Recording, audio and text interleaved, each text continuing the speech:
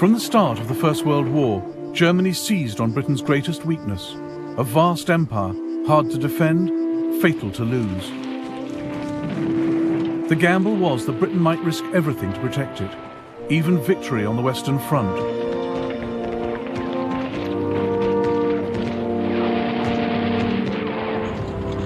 War for Europe meant war for the world.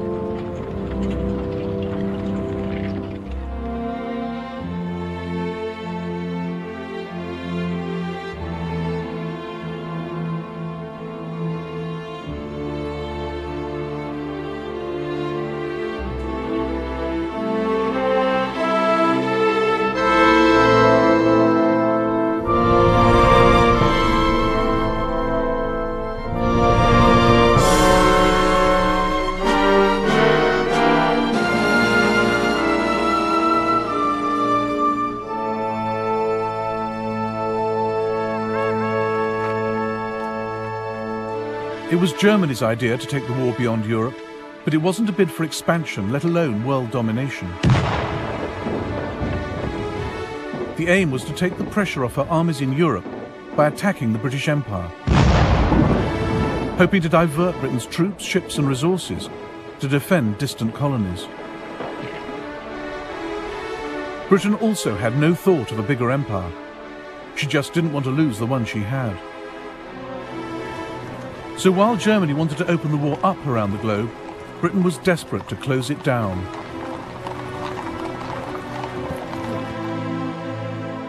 Maurice Hankey, Secretary of the Committee of Imperial Defence, realised the empire was Britain's Achilles heel and warned against letting Germany use it to distract Britain from her war effort. Forces must not be diverted to minor operations, to the prejudice of the concentration in the main theatre and the safety of the trade routes.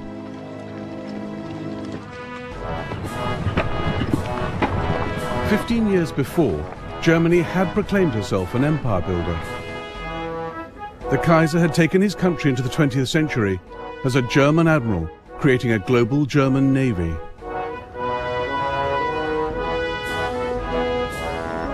Weltpolitik was the big idea, a policy of overseas imperialism, the brainchild of his foreign secretary, Bernhard von Bülow. The days when the Germans left the earth to one neighbour, the sea to another, and kept only the heavens for themselves are over. We don't want to put anyone in the shade, but we too demand our place in the sun. Germany had come late to the game of empires, but by 1900 she had Togoland, Cameroon, German Southwest Africa, now Namibia, and German East Africa, now Tanzania. Her flag flew over patches in the Pacific, New Guinea, Samoa, and Micronesia. She had a vital toehold in China, at Tsingtao, where she recoaled her ships and brewed beer. Grand Admiral Alfred von Tirpitz saw this as just the start. We are now standing only at the beginning of a new division of the globe.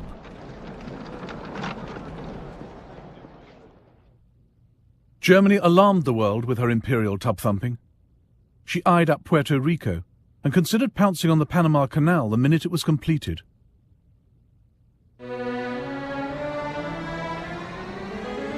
But the boldest of all the Kaiser's schemes was Operational Plan 3. The East Coast is the heart of the United States, and this is where she is most vulnerable. New York will panic at the prospect of bombardment. By hitting her here, we can force America to negotiate.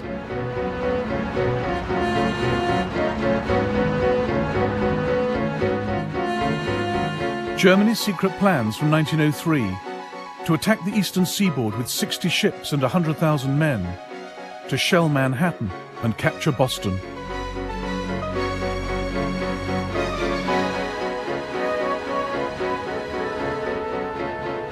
The outlandish scheme was driven by the Kaiser's resentment of America's growing power in the Pacific.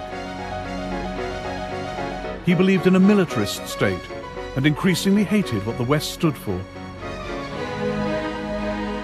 Service to mammon, greed, self-indulgence, land-grabbing, lying, treachery, and not least murder. The Kaiser thought capitalism was vulnerable, that a strong enough attack on its international systems of trade, credit and insurance could bring the edifice tumbling down. Operational Plan 3 was dropped, but not the hostility towards capitalist empires.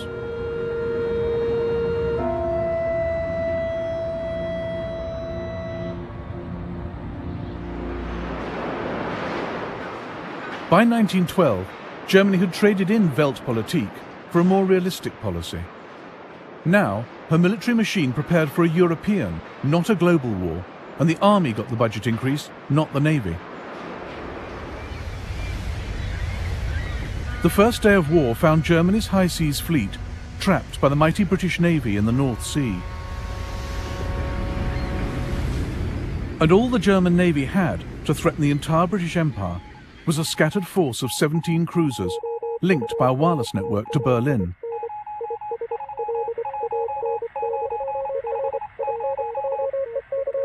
There was the Königsberg off East Africa, the Goeben and the Breslau in the Mediterranean,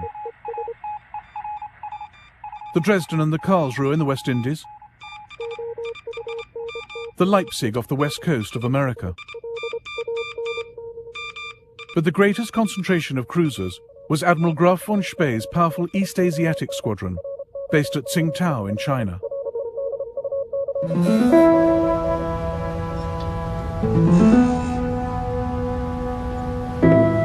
Tsingtao gave Germany a huge area of operations, across the South China Sea and into the Pacific. Seizing it would cut the squadron's lifeline.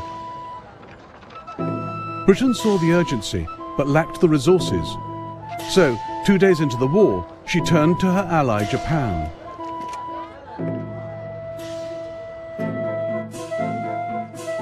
Japan was a growing power. Britain's call for naval help suited her ambitions perfectly.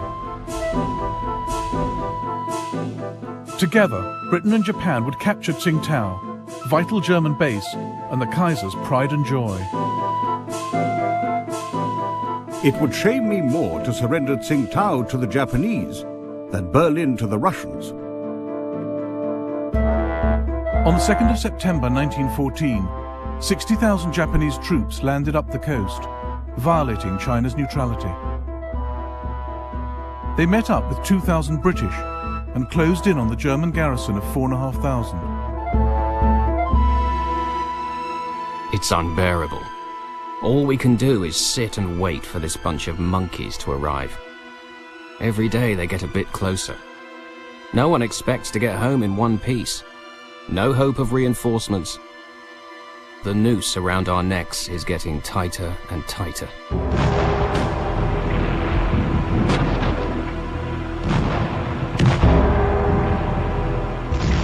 For a solid week, the Japanese battered Tsingtao. On the 7th of November, they entered the town in triumph. Some Germans sneered at the token British force for getting the Japanese to do their dirty work. The brave British. They played no part in the capture of Tsingtao, but they joined in the victory parade. As they went by, we Germans were ordered to turn our backs on them. The English complained to the Japanese commander, but he simply said, "Well, we can't repeat the whole procession just because of that."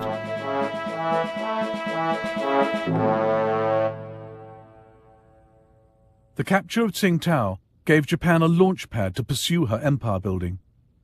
Within weeks, she demanded territory and trading rights from China.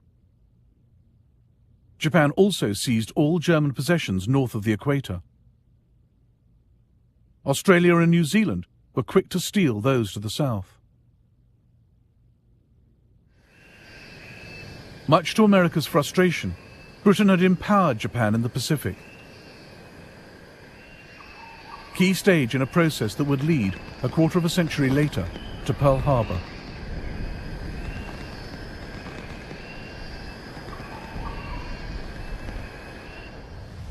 Germany's loss of Tsingtao, far from neutralizing Spee's squadron, ensured its destructive power would be felt around the globe. The best German cruiser commanders, like Spee, were fearless mavericks whom the war turned into heroes. Superb sailors with the instincts of pirates. The Kaiser had given them full authority to make their own decisions in wartime. The heavy responsibility of the officer in command will be increased by the isolated position of his ship, but he must never show one moment of weakness. Above all, the officer must bear in mind that his chief duty is to damage the enemy as severely as possible. Spee now split his squadron. The light cruiser Emden, under Captain Karl von Müller, made for the Bay of Bengal. Spee in the Scharnhorst led his other ships across the Pacific.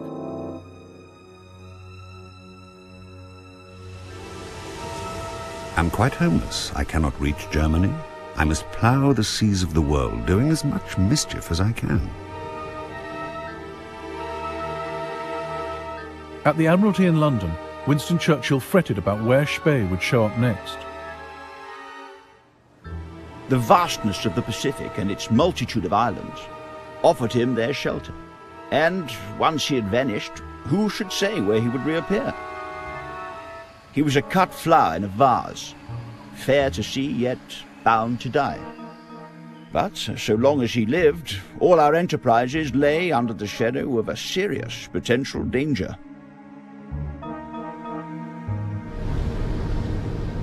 Spee had a constant worry. Cruisers needed coal every 8 or 9 days or they'd be dead in the water. He made for neutral Chile, where he had coal waiting for him.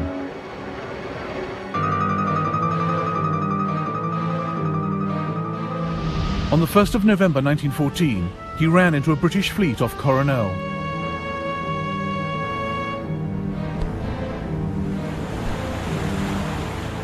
The battle which followed inspired a post-war feature film. The British commander was Admiral Sir Christopher Cradock, under orders from London. It appears that Gneisenau and Scharnhorst are working across to South America. Be prepared to meet them in company. Cradock had one ship that could outgun Spee's fleet, but she was slow and had been left behind. Now Cradock raced towards enemy ships better armed than his. He had ignored his own rule of thumb.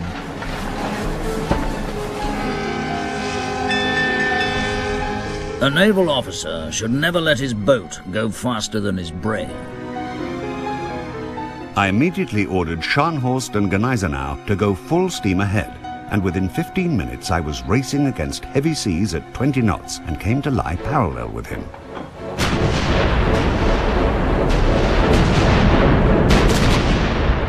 Cradock's ships were no match for Spee's. Good Hope and Monmouth were obviously in distress. Monmouth yawed off to starboard, burning furiously. There was a terrible explosion on Good Hope between her mainmast and her after funnel. The gust of flames reached a height of over 200 feet, lighting up a cloud of debris that was flung still higher in the air.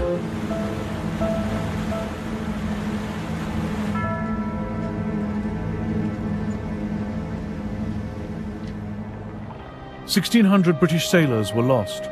It was Britain's worst naval defeat for 250 years. The global war was going Germany's way.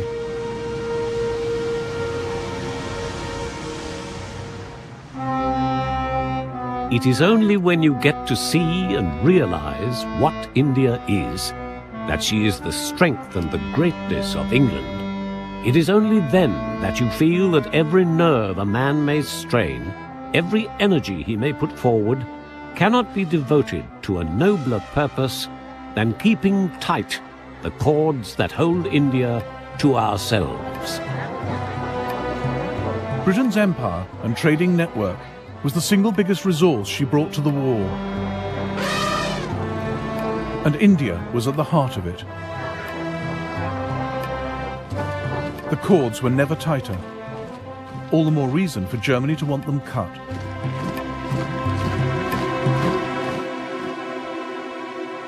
These slender lines on the map were now the focus of intense study in the British and German admiralties, in the chart rooms of warships.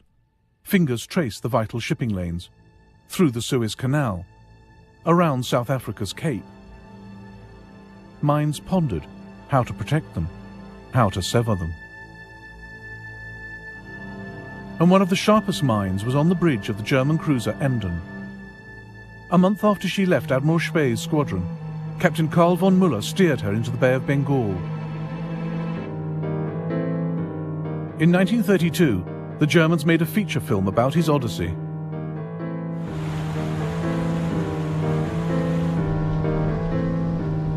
He had an indescribable power over the entire crew. He never gave orders, he just expressed a wish. From the moment he took command of the ship, he never left the bridge again. This is where he stood, slept, sat, studied the maps. This is where he wanted to be, stand or fall.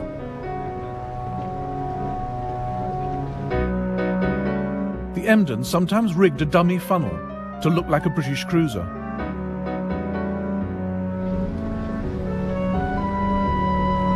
A large steamer appeared dead ahead, and thinking we were an English man of war, was so overjoyed at our presence that she hoisted a huge British flag.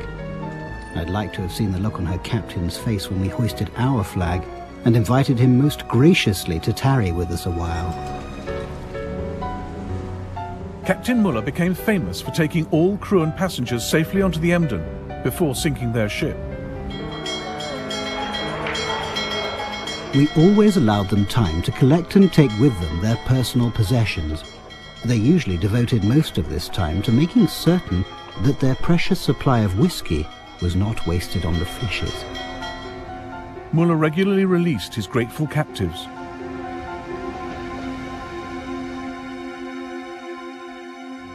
Such was the Emden's impact that the British Admiralty later drew up this chart to track her movements. Müller even had the audacity to steam into the Indian port of Madras, as a crew member recorded in his diary. 22nd of September 1914, 9:30 p.m. The Emden sneaks closer and fires 125 shots. Some hit boats in the harbour.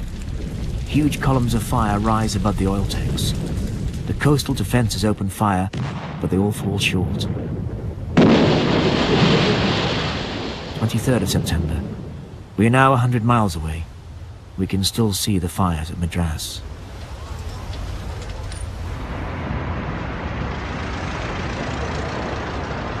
In the City of London, freight rates and shipping insurance rocketed. At one point, the entire British trade fleet in the Bay of Bengal was kept in harbour rather than fall prey to dashing Captain Müller. Germany's rogue cruisers were starting to harm Britain's war effort. 3 transports are delayed in Calcutta through fear of Emden. This involves delaying transport of artillery and cavalry. The Cabinet took a strong view. The extirpation of these pests is a most important subject. While the Emden ran the British ragged at one end of the Indian Ocean, 25 Royal Navy warships hunted the cruiser Königsberg at the other, off the coast of Germany's East African colony. She had raided Zanzibar and sunk a British light cruiser from her secret hideout in the Rufiji Delta. The frustrated British decided to strangle all her possible bases, starting with the port of Tanga.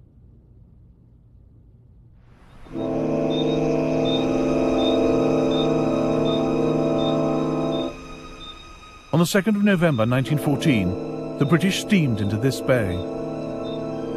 In the global war, imperial powers got others to do their fighting. Most of the British troops were Indian.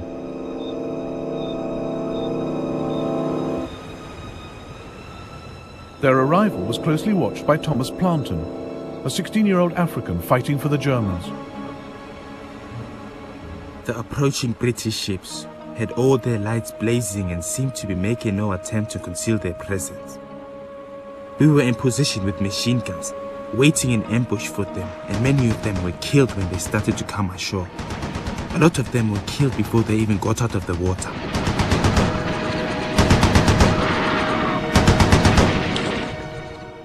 Thomas Plantin was one of 2,500 men under German commander Paul von Lettow-Vorbeck.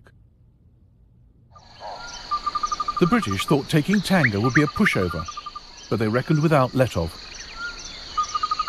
He was a professional Prussian soldier, hard as nails, charismatic.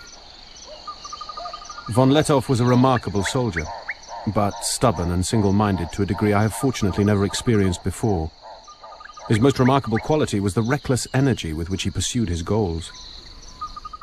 This was often covered up by his persuasive charm, which he could switch on if he wanted to. On the ship to Africa, von Lettow had met Karen Blixen, who would later write Out of Africa. He clearly turned on the charm for her. A German officer, von Lettow, who belongs to a very old Mecklenburger family, has been such a friend to me. You should hear how they talk about him out here, as the greatest genius of the age. Despite losing men during the landing, the British now threatened Tanga. Governor Schnee ordered Lettow to evacuate the town, rather than see it destroyed. But Lettow had come to Africa to fight. It was crucial to prevent the enemy from gaining a foothold in Tanga, thus giving him a base from which to advance north. I couldn't let the governor's order to spare Tanga take precedence over this priority. Lettow wrecked the British positions himself, on his bicycle. He also called in reinforcements. 3 companies of German troops came by rail to Tanga.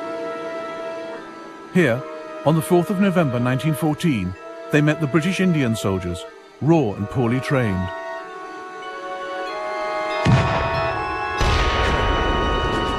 British intelligence officer Richard Meinertzhagen watched the ensuing rout. Half the 13th Rajputs turned at once, broke into a rabble and bolted. I could not believe my eyes. They were all jabbering like terrified monkeys and were clearly not for it at any price. Everyone in the dense forest, friend and foe, was mixed up together, shouting in all sorts of languages. The enemy ran off in wild disorder, and our machine guns mowed down whole companies to the last man. Von Lettow was based here, at the German hospital.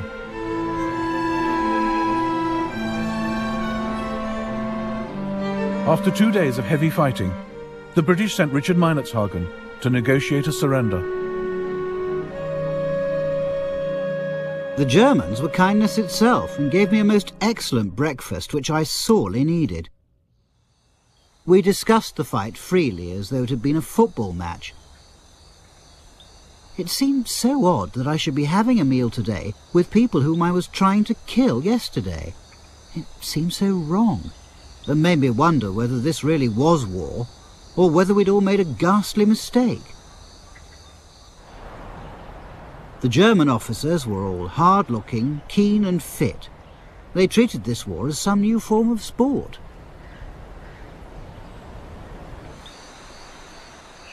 The British failed to take Tanga and suffered 700 casualties. Lettow lost just 65. Germany hailed him as a hero. A German David is fighting alone against the British Goliath in Africa. If we cannot fight by his side, at least we must make sure that he is well supplied with shot for his sling. But the British blockade of Germany prevented reinforcements reaching Lettow. Further east, across the Indian Ocean, Muller was still causing havoc. He'd sunk 2 warships and captured 23 merchant ships. On the 9th of November 1914, the Emden anchored at the Cocos Islands to destroy the British wireless station. But the radio operator spotted the Emden's bogus 4th funnel and put out a call for help. The Australian cruiser Sydney picked up the message and ended the Emden's maverick career.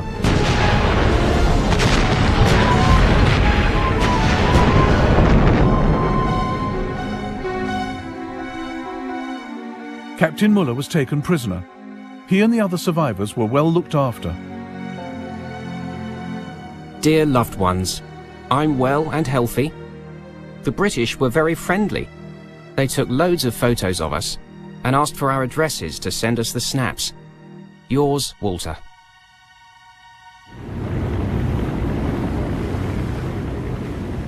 Now, Admiral Graf von Spee's luck also ran out.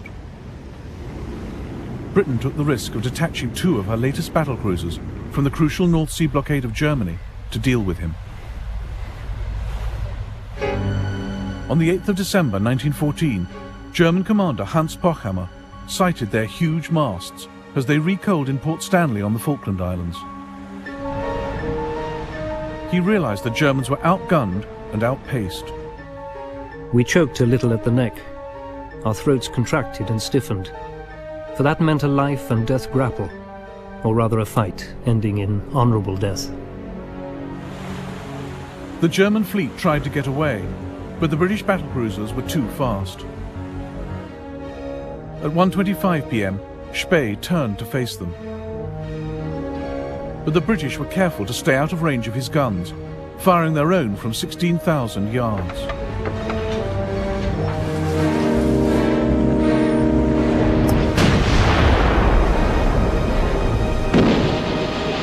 Lieutenant Harry Bennett on HMS Canopus watched what happened and painted these watercolours. At 4:17 p.m, the Scharnhorst went down with Admiral von Spee and all hands.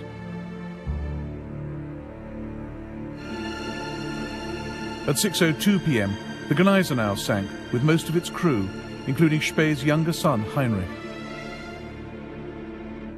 His other son Otto was on the doomed Nuremberg. The sight was one of fearful awe. She turned over and sank with a graceful gliding motion, as would a tumbler pressed over in a bowl of water. Those who went down in her were game to the end, for we saw a party of her men standing on the quarterdeck, waving the German ensign as she sank, and so they went down into their watery grave. The Battle of the Falklands heralded the end of Germany's cruiser campaign. Her global war would increasingly have to be fought on land. Again, her commanders would stretch slim resources to lead the British Empire a dance.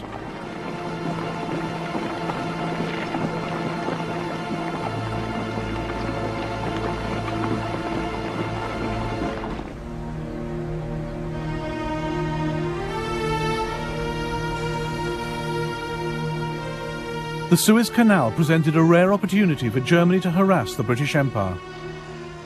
A crucial British sea lane, vulnerable to attack by land forces. But Germany couldn't spare any men from the Western Front, so Berlin turned to Ottoman Turkey, her ally since November 1914.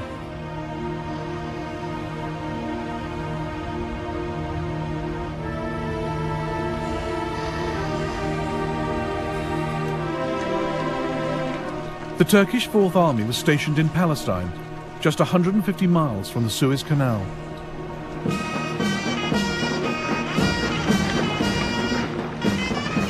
The Turks agreed to help capture Suez, assigning these 19,000 troops.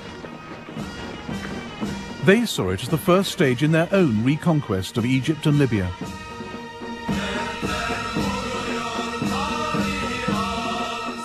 We marched at night and only by moonlight. My heart was filled with a deep melancholy, mingled with great hope of success. At the sound of the song, the red flag flies over Cairo, to the accompaniment of which the advancing battalions forged ahead over the endless waste of desert, feebly illuminated by the pale gleam of the waxing moon. The Turks had to transport howitzers, floating pontoons, food and water across the Sinai Desert, and didn't lose a single man. In the early hours of the 3rd of February 1915, they reached the Suez Canal. The German colonel who had planned the operation now watched it go horribly wrong. A sentry noticed our attack and fired. The shots created panic. The English then blasted the banks with machine gun fire.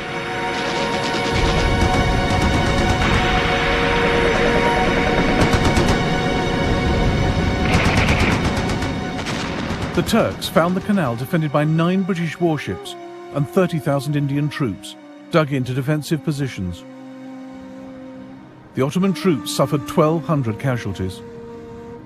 The survivors retreated across the desert.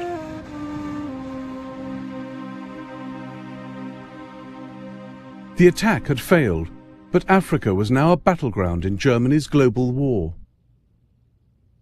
She had 3 bases of operations: the Cameroons, Germany East Africa, where Letov was still at large, and German Southwest Africa with its ports and wireless stations.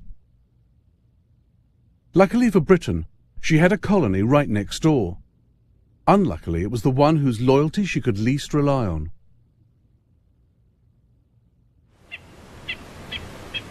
The Union of South Africa was racially diverse. Blacks, Boers, and British settlers. Just 15 years before, Britain had fought a long, bloody war against the Boers. Many still had little love for Britain. Their loyalty could not be counted on. As one commander told South Africa's Prime Minister, Louis Botha, "My men are ready. Whom do we fight? The English or the Germans?" But South Africa was ideally situated to launch an attack on German Southwest Africa. British Colonial Secretary Lewis Harcourt took the gamble. If your ministers desire and feel themselves able to seize such part of German Southwest Africa as will give them the command of the wireless stations there, we should feel this was a great and urgent imperial service. South Africa's government readily agreed because it had mini-imperial ambitions of its own. It wanted to seize German Southwest for itself.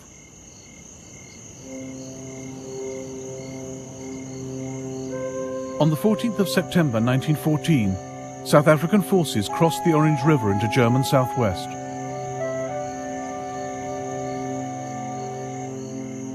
But the Germans were one jump ahead, as the South Africans found out when they paused at the watering hole of Sandfontein.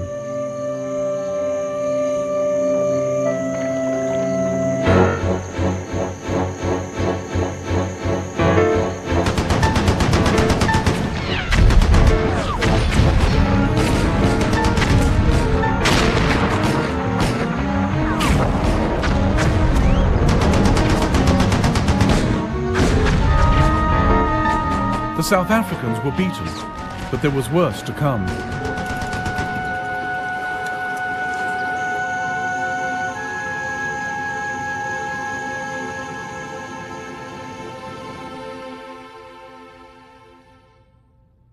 Part of South Africa now rose up in armed rebellion.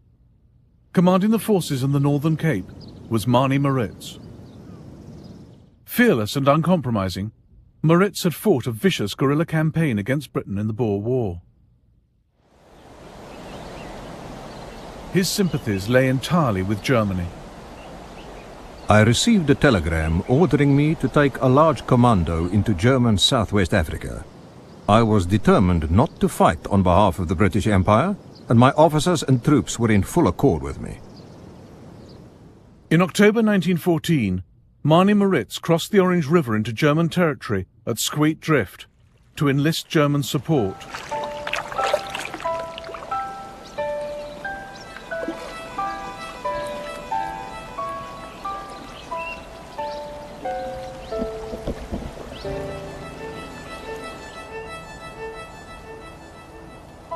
Two days later, Maritz addressed his troops under this tree. Now, men, we don't want to be ruled by the Jews and the financiers of England. General Beyers, General de Wet and myself have decided to form an independent South African Republic and have entered into an agreement with the governor of German Southwest Africa. They will provide us with arms and ammunition, guns. On this step depends the freedom of the masses of the country.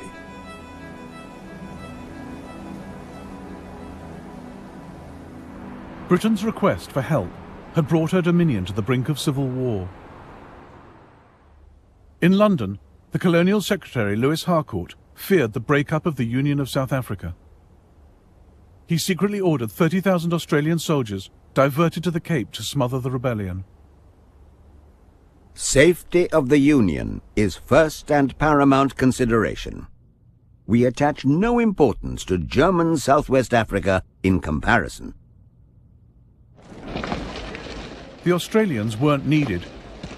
In the winter of 1914, the loyal South Africans defeated the Boer rebels. This is rare film of 50 of them being led to trial in Cape Town. But they never caught Mani Moritz. By July 1915, South Africa cornered the Germans, forced their surrender, and annexed their colony. And Britain had more work for South Africa, north this time, to deal once and for all with von Lettow. London turned to South Africa's defence minister to lead the campaign, Jannie Smuts. Smuts too had fought in the Boer War, but was now passionately pro-British. More a statesman than a soldier, Smuts made an indifferent general of conventional forces. And he was up against Lettow. British officer Richard Meinertzhagen was now Smuts's intelligence officer. Smuts is quite determined to avoid a stand-up fight. He told me he could not afford to go back to South Africa with the nickname Butcher Smuts. If von Lettow is clever and Smuts not clever enough, there's going to be trouble. Lettow was clever. Here, at his headquarters at Moshi railway station, he thought through the idea of depriving Britain of manpower in Europe by opening up the war in Africa. The question was, could we, with our small forces, prevent considerable numbers of the enemy from intervening in Europe, or inflict substantial damage on their armaments and troops? I strongly believed that we could.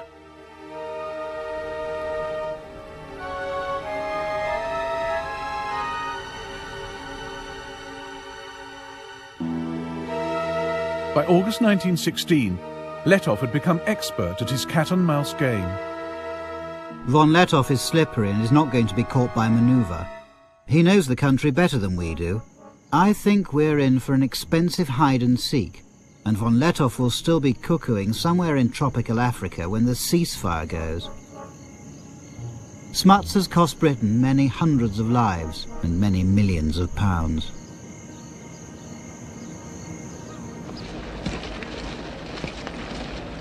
Lettow ran his force of up to 15,000 soldiers, mostly black, on scrounging and improvisation.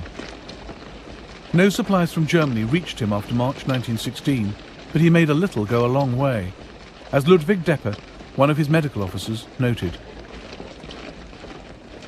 When there was no ammunition, Lettow would try to produce his own cartridges. If the men asked the commander for weapons or clothes, they were told, "Take it from the enemy." Lettow made war at cost price.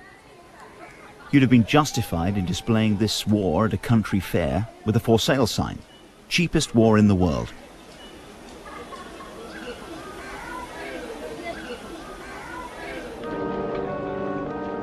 Jannie Smuts had 5 times Lettow's force and resources to match. But the further he went into German East Africa, the more stretched his supply lines. And he reckoned without the killer tsetse fly. The life expectancy for his 50,000 horses was just 4 weeks.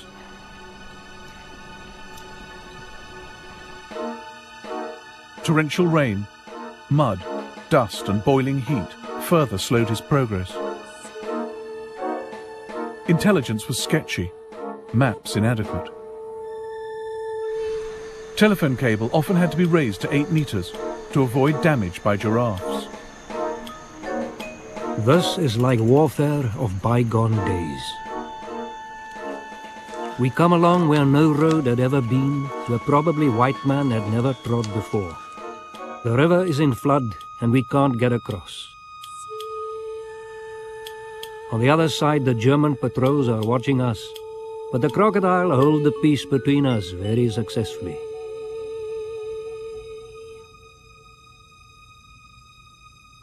Letov played with Smuts, refusing to fight, slipping away, luring him deeper into Africa.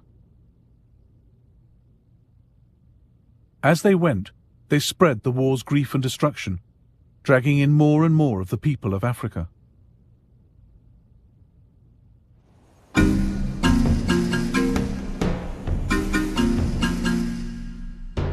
This war was being carried on the backs of black Africans.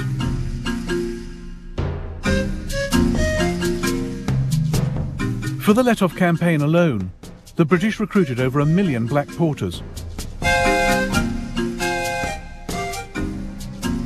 1 in 5 died from malnutrition and disease, death rates comparable with those on the Western Front. They endured their ordeal quietly. They only had duties and hardly any rights. They tumbled into the splashing mud with their heavy loads and were then ruthlessly forced to move on and catch up.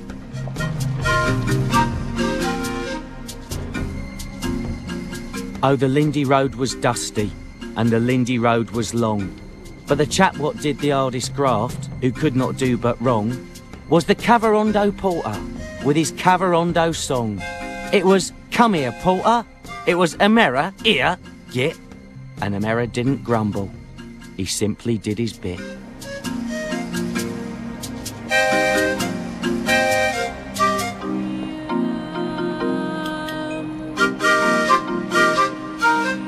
What Smuts saves on the battlefield, he loses in hospital. For it is Africa and the climate we're really fighting, not the Germans. Out of 20,000 South Africans, over half were invalided home by the beginning of 1917. They were replaced by black troops from Nigeria and Ghana. Recruitment of blacks soared in East Africa as well. Over the course of the war, the King's African Rifles rose from 3,000 men to 35,000. Fuloliani Longwe spoke for many black soldiers. Think of yourself buried in a hole with only your head and hands outside, holding a gun, death smelling all over the place. Listen to the sound of exploding bombs and machine guns, smoke all over, and the vegetation burnt, and of course deforested. Watch your relatives getting killed, crying, finally dead. These things we did, experienced, and saw. Letov survived undefeated to the very end, marching triumphantly through Berlin in 1919. The British never caught him, even though they turned it into an African war and set an army on his tail. But Britain and France had such reserves of manpower in their colonies that from 1914 they shipped them to Europe.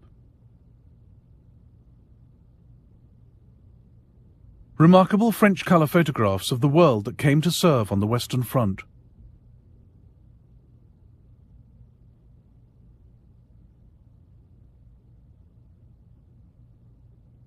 French General Charles Mangin had calculated that France could raise up to 300,000 from her empire for Europe. No one believed him. But in fact, they mobilized double that number.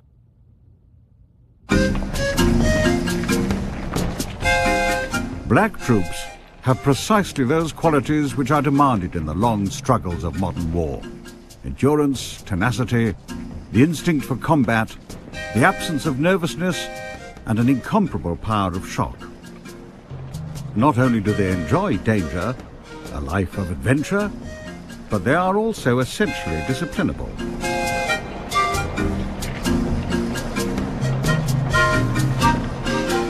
People started hiding and running away from the camp. There were all kinds of illnesses, even psychological illness. People didn't know where they were going or even why they were fighting. There were rumors that we would never come back, that we are going to be sold as slaves.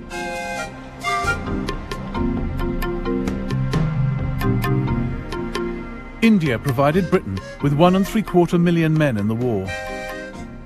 They'd been thrown into some of the toughest fighting from the start.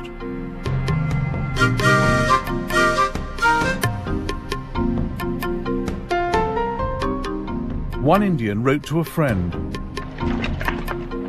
"The war is a calamity on 3 worlds and has caused me to cross the seas and live here. The cold is so great that it cannot be described. We have not seen the sun for 4 months. Thus we are sacrificed. I have neither sleep by night nor ease by day. There can never have been such a war before, nor will there ever be again."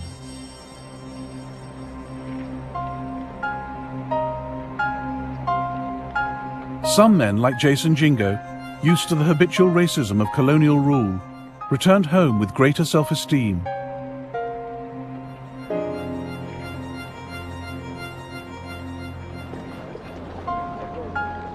We had liked our time in France.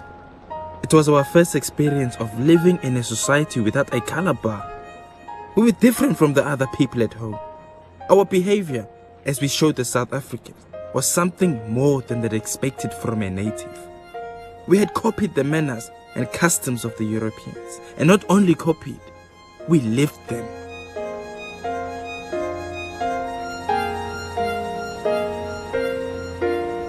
But it wasn't the same Africa Jason Jingo and the other survivors came back to after the war.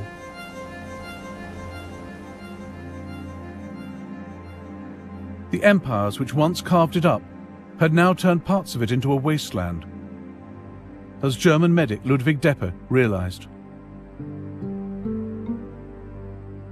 Behind us we leave destroyed fields and, for the immediate future, starvation. We are no longer the agents of civilization. Our path is marked by death, plundering, and deserted villages.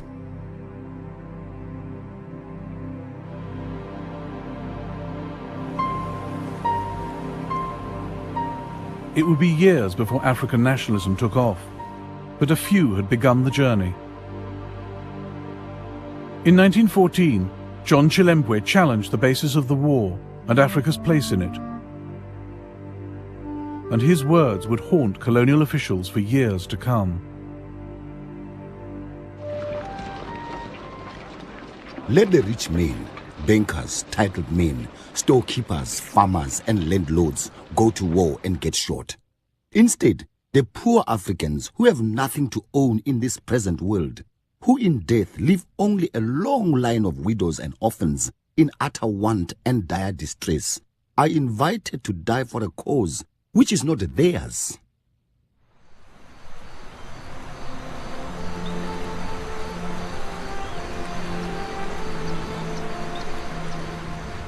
Germany had fought a remarkable global war, but it cost her cruisers, her wireless network, and all her colonies. Yet Germany had forced Britain and France to call on their empires and lean on their allies. In the process, these flexed their muscles and formed empires of their own.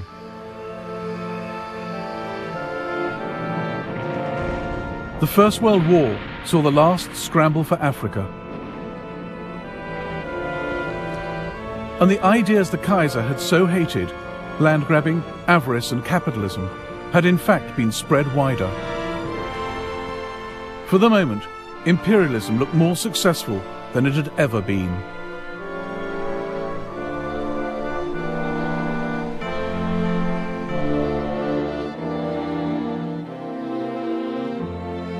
In the next episode of the First World War, the call goes out for jihad, holy war in the Middle East, the nightmare of Gallipoli, and the agony of the Armenian people.